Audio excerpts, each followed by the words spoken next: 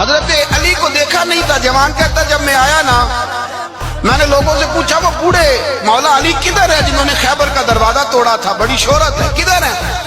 کہتے حضرت علی صاحب نے بیٹھے تھے, مجھے کسی نے کہا وہ بیٹھے ہوئے.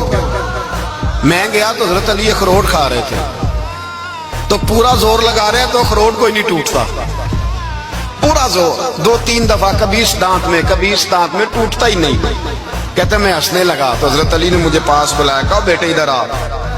تو میں گیا تو کہنے لگے کیا سوچ رہا ہے؟ کہتے میں ڈر گیا. میں نے کہا حضور کچھ بھی نہیں. لیکن نہیں جو سوچ رہا تھا تو بتا. میں نے کہا نہیں کچھ نہیں.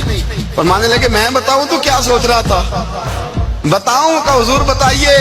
آپ فرمانے لگے تو سوچ رہا تھا بابے سے اخروٹ تو ٹوٹتا نہیں, خیبر کیسے توڑ دیا تھا؟ تو سوچ رہا تھا کہ اس سے اخروٹ تو ٹوٹتا نہیں تو خیبر کیسے توڑا تھا؟ فرماتے ہیں میں نے کہا میں یہی سوچ رہا تھا. یہ عرض کیا نا تو فرماتے ہیں شیر خدا کا رنگ ہی بدل گیا. پہلے مسکرا رہے تھے پھر انداز بدل گیا.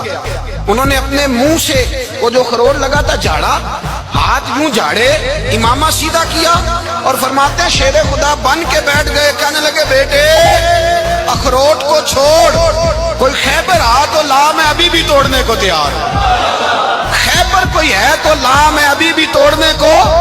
دیواریں ہلتی رہتی ہیں اور در کانپ جاتا ہے. علی کا نام سن کے اب بھی خیبر کانپ جاتا ہے. اور میں تو اس کو چھوڑ اخروٹ کو تو لا.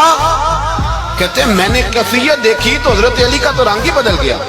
میں نے کہا واقعہ یہ توڑ ڈالیں گے, یہ خیبر آج بھی یہ توڑ ڈالیں گے, کیفیت ہی بدل گئی. فرماتے ہیں شیر خدا مسکرائے, کہنے لگے بیٹا ڈرنا, مسئلہ سمجھ. کہا حضور کیا ہے؟ آپ فرمانے لگے اخروٹ میں جسم کی قوت سے توڑ رہا ہوں اور خیبر میں نے اپنے ایمان کی قوت سے توڑا تھا. میرے ایمان میں آج بھی بڑی قوت ہے. آج بھی اگر کفر للکارے گا, آج بھی اگر دین کا دشمن للکارے گا, علی کا جذبہ جہاد آج بھی بڑا جواب.